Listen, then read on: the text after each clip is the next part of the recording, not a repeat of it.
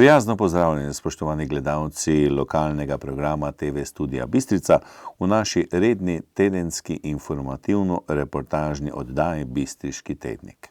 Med tokratnimi prispevki bi posebej izpostavili otvoritev farne knjižnice v Župnijski cerkvi, ki nosi ime po uglednem domačinu, jezikoslovcu, pesniku in kulturniku dr. Janku Čaru.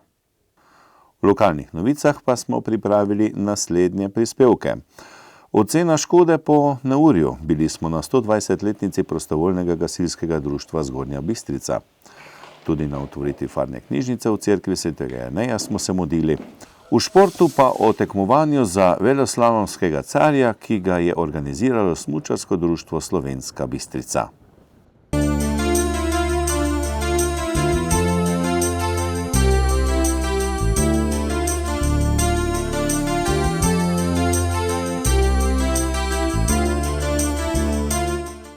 Močni sunki vetra so v ponedeljek 10. februarja povzročili nevšečnosti tudi na območju občine Slovenska Bistrica. Med drugim je poškodovalo okoli 70 streh. Več o povzročeni škodi je za Studio Bistrica povedal Branko Hojnik, strokovni sodelavec za civilno zaščito v Slovenski Bistrici. Včeraj je bilo opravljenih s strani naših gasilcev preko 120 intervencij, zunaj je bilo 10 gasilskih društev z 30 gasilskimi vozili. Dejansko je res pihal izredno močen veter, ocenjuje se tam med 80 do 100 km/h. Je pa seveda zajelo, ta veter je zajel praktično celotno območje občine Slovenska Bistrica, tako da je nekako bilo, ta škoda bila nekako porazdeljena po celotnem območju.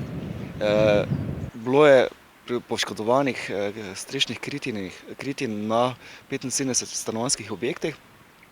In nekje se ocenjuje škoda tam okrog 100 000 evrov, samo na zasebni sektorju, torej na teh objektih.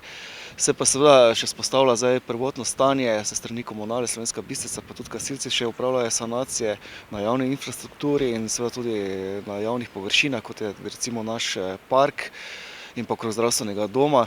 Tako da se še ti stroški ocenjuje nekje na 50 000 evrov skupaj, torej 150 000 evrov. To je res groba ocena te škode. Zaradi preventive ste včeraj zaprli tudi vse parke v mestu Slovenska Bistrica? Ja, res, včeraj je bil izredno močen veter, tako da je bila velika nevarnost seveda za obiskovalce tega parka. Šole so v neposredni bližini, tako da je padla ta odločitev, ko drevje je začelo padati, da je treba zapreti zaradi varnosti to območje. In kdaj predvidoma bodo zadeve sanirane?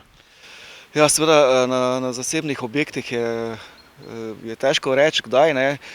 Danes tudi naši gasilci neke sanacije še izvajajo, te najnujnejše, pa tudi tiste, ki so intervencijske, tako da računamo nekje v tem tednu, da upamo, da bo zaključeno z vsemi deli. Zagotovo je pa prav, da ljudje zaenkrat še ne hodijo v gozd na kakšne sprehode oziroma pohode. Je zagotovo glede na varnost, seveda, predvsem so problematična drevesa, ki so nekje obstala na drugih drevesah in to je še posebej izrazito nevarno, da padejo po obiskovalcu tega gozda.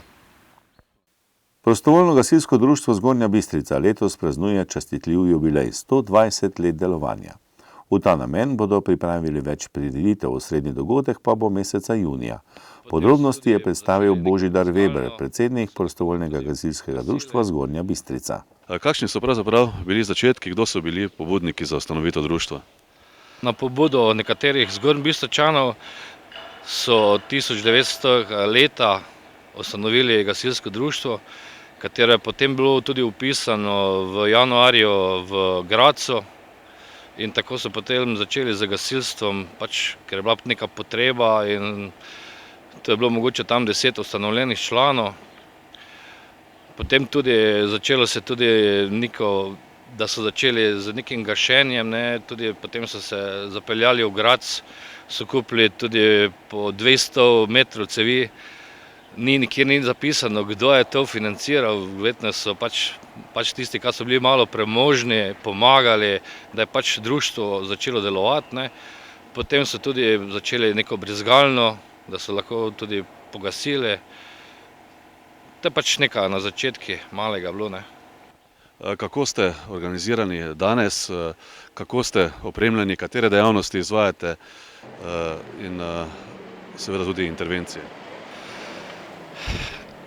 Prvo bom povedal, da mi smo zelo dobro organizirani, ne, in čeprav rečemo, da tudi teh velikih požarov danes ni več toliko, so pa zelo tehnične bolj in mi moramo tudi biti tehnično bolj usposobljeni, zato so razne specialnosti, katere upravljamo na Centru za izobraževanje v Igu in tudi tako kot v Pekrah.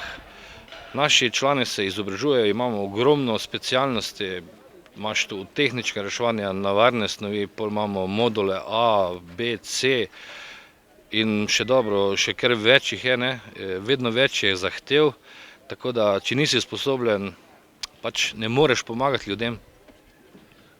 Koliko članov je vključenih v društvu, kako je z voznim parkom?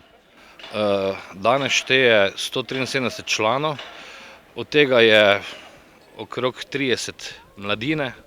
To je naša perspektiva, ne, bodočnost naša in če bi že tu, naprimer, da nam po 30% ostanejo mladine, smo že kar dosti naredili, zato jim pač nudimo tudi ogromno pač neko zahvalo jim naredimo, tako da imamo pol v avgustu jih peljemo na neki tabor 4-dnevni na Debeli rtič, da pač jim nekaj damo, ne. Potem imamo tudi članice so zelo aktivne, tudi okrog 25 do 30 članic, ostalo je pa društvo, ne, imamo tudi nekaj starejših gasilcev, tudi uspešno tekmujejo, zdaj naprimer že 8. leto so se skupaj dobili in res tekmujejo, ne. Potem operativa šteje tudi tam, naj bi bilo po našem 32, samo pri nam je usposobljenih skoraj 38 operativnih članov. Tako, društvo deluje zelo dobro. Kakšen je pa vozni park? Ja, vozni park je pa tako, da imamo dva kombija, enega je GV1, to je z motorno brizgalno, potem imamo GVM, to je za moštveno prevoz, potem pa imamo tule enega starega mana še, to je 1640, potem pa imamo novo pridobljenega mana pred 2 letoma, 3 leta zdaj nazaj, je pa 1625, ne. To je tudi moštveno vozilo, katero gre 8 ljudi, noter je opremljeno z najnovejšimi stvari, katere potrebujemo, ne, z dihalnimi aparatami, tako ko pride gasilec v avto, se usede, že ima dihalni aparat pripravljen, se obleče in že gre za intervencijo. Da ste zelo dejavni priča tudi včerajšnje dogajanje, ko je Slovensko Bistrico prizadel močan veter, koliko intervencij ste opravili?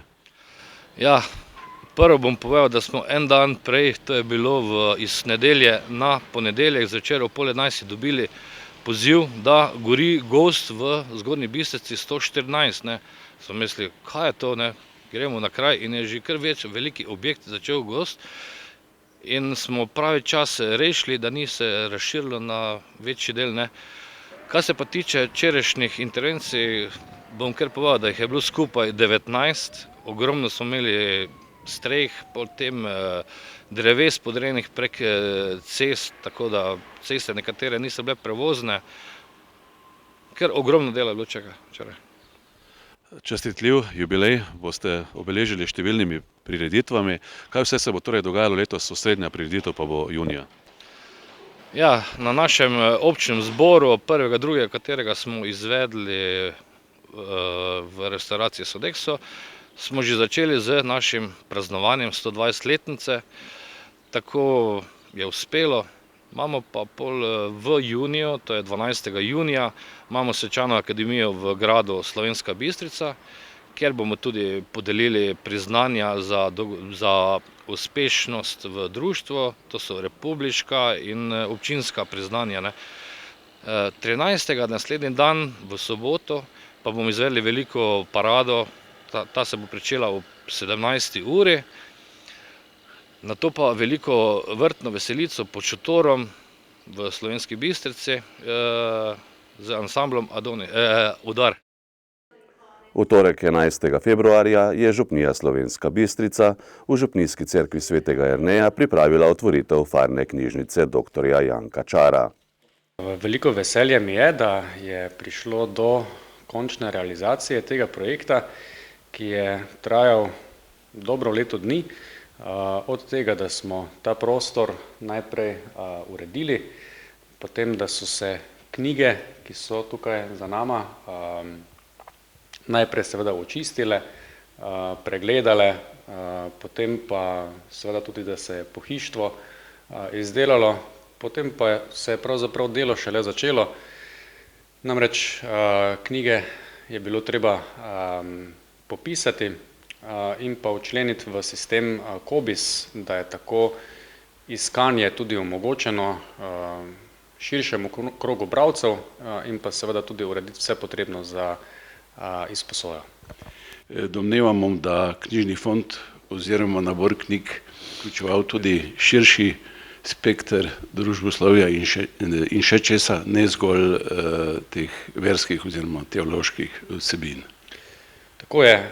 Želja je, da bi opus knjižnice bil čim širše zastavljen, dostopen čim širšemu krogu ljudi, od naših najmlajših, ki bodo lahko na njihovi višini raziskovali knjige, pa seveda potem različna literatura z področja teologije, filozofije, svetega pisma in pa velika tudi leposlovja, romanov, tako slovenskih kot tujih, pa predvsem veliko je zgodovinskih knjig. Tako da tudi v bodoče bi radi bralcem ponudili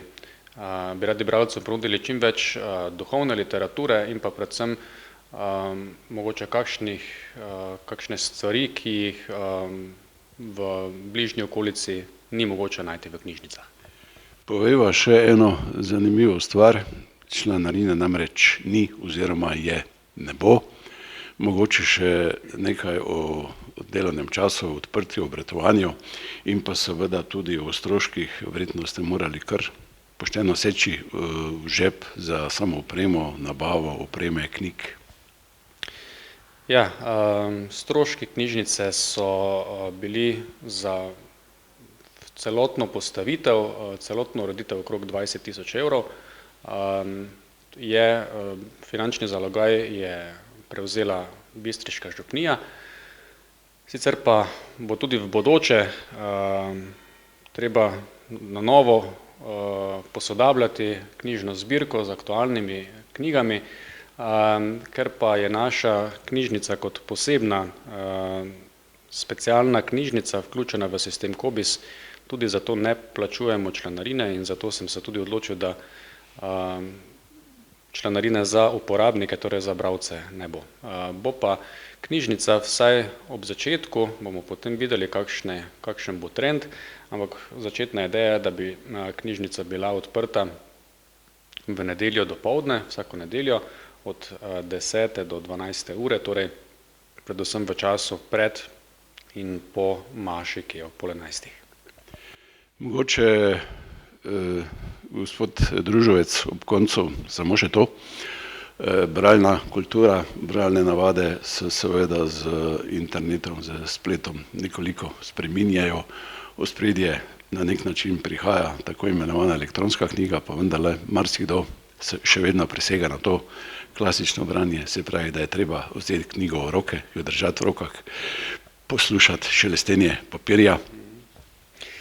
Da, sicer imam tudi jaz elektronski bralnik, ki me redno spremlja, ampak je vseeno še tudi glede same dostopnosti literature, vsaj trenutno še mogoče lažje dobiti knjigo v fizični obliki, pa tudi sicer se kljub raznim novodobnim medijem, elektronskim, pomen knjige, sem prepričan, ne bo izgubil, ampak bo vedno ohranil svojo veljavo.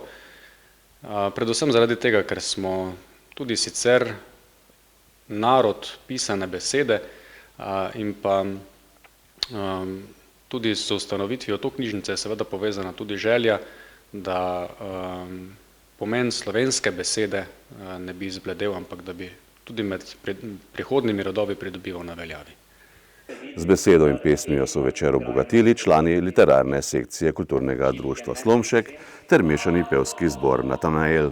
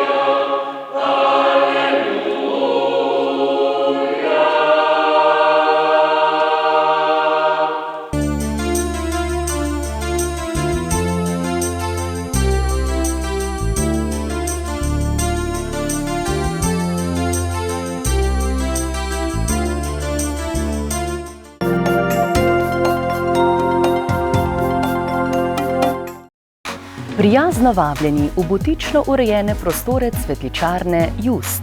Specializirani so za žalno floristiko, ki vključuje vence, aranžmaje, žalne sveče, žalne šopke in ureditev vežic. Nudijo tudi razna priložnostna darila in bogat asortiman narezanega cvetja. Izdelujejo različne vrste šopkov, kot so poročni šopki, njihova dejavnost pa vključuje tudi krasitev avtomobilov za različne priložnosti, še zlasti za poroke. Ukvarjajo se tudi s krasitvijo cerkva za poroke, obhajila, birme in podobno. Na voljo je bogata izbira lončnic tudi po naročilu. Cvetje vam dostavijo na želeno mesto, poskrbijo tudi za uokvirjanje slik, gobelinov, ogledal in fotografij. Prav tako nudijo tudi bogato izbiro različnih letev. Vabljeni! Cvetličarna Just, Slovenska Bistrica.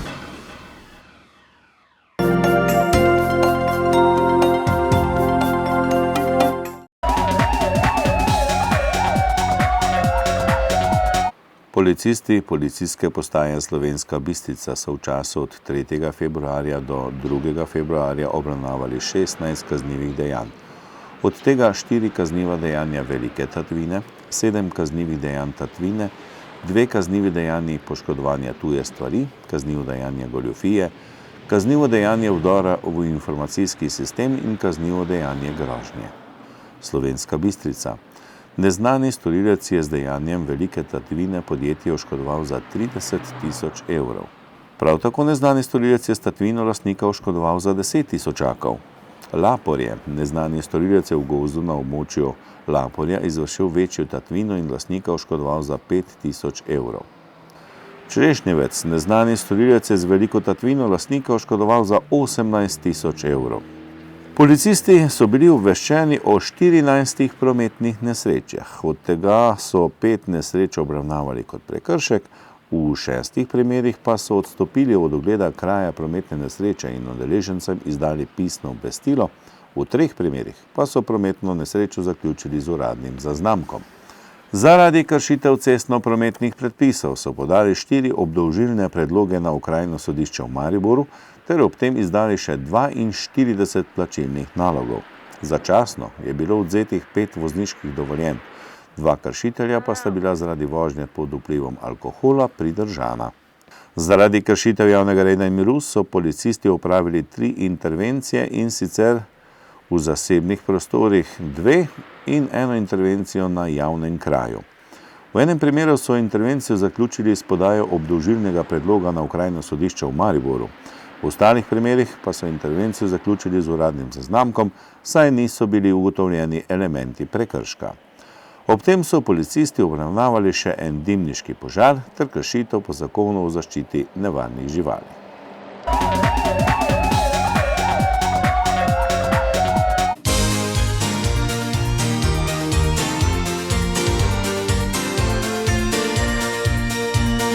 V soboto, 1. februarja, je na smučišču na Treh kraljih premierno potekala prireditev poimenovana Veleslalomski car. Prireditev je organiziralo Smučarsko društvo Slovenska Bistrica. Tekmovanja se je v 8 kategorijah udeležilo skupno 81 tekmovalcev iz vse Slovenije, od tega 15 tekmovalk. Za veleslalomskega carja so razglasili absolutno najhitrejšega tekmovalca, Tomaža Hrena iz Oplotnice. Več o namenu prireditve in delovanju njihovega društva je povedal Aljaž Pristovnik, predsednik Smučarskega društva Slovenska Bistrica. Veleslalomski car, naziv današnjega dogodka, ki ga Smučarsko društvo kot glavni organizator, seveda v sodelovanju s hotelom Jakec in pa z ogromno pomočjo SSK Šmartno organizira danes. Namen tega predvsem druženje, nekaj novega, oživiti delno bistriško smučišče, predvsem pa pripeljati mlade smučare na smučišče, da se tudi oni seznanijo z tekmovanjem, z smučanjem med količki. Na koncu koncev imeli smo odličnega vzornika Bistričana, ogromno, vedno več je gledalcev mladih svetovnega pokala v smučanju pred televizijskimi zasloni in smo rekli, da bomo tudi mi dali priložnost mladim smučarom, da se pomerijo med količki in občutijo tisti čar tekmovanja.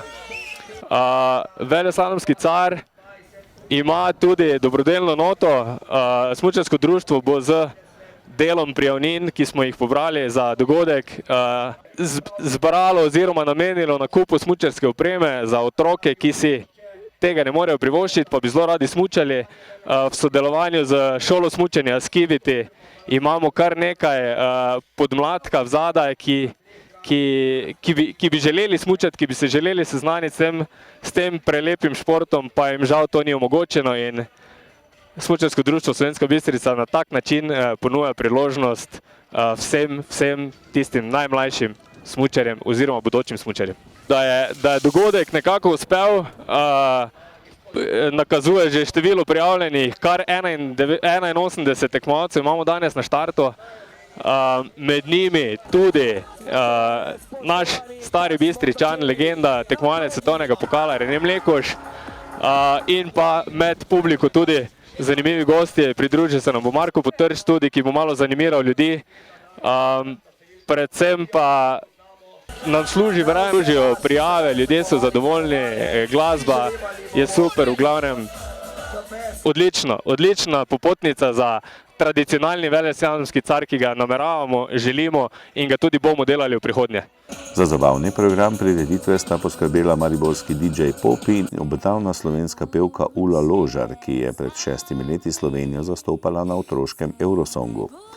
Zbrane z obiskom počastil tudi nekdanji alpski smučar Rene Mlekuž, ki se danes ukvarja z animacijo in turizmom, sodeluje pa tudi s Smučarsko zvezo Slovenije. In zakaj se je odločil za sodelovanje na prireditvi?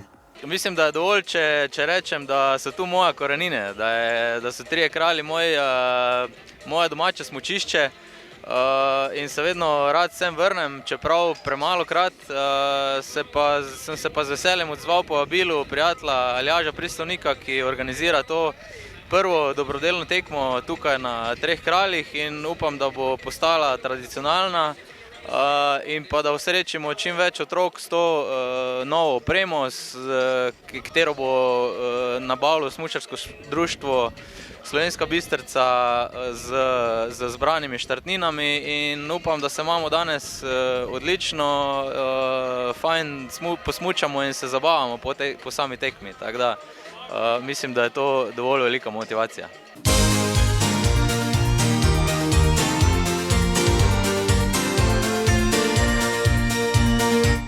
Spoštovani gledalci lokalnega programa TV Studia Bistrica, to je tudi vse, kar smo pripravili v današnji informativno-reportažni oddaji Bistriški tednik.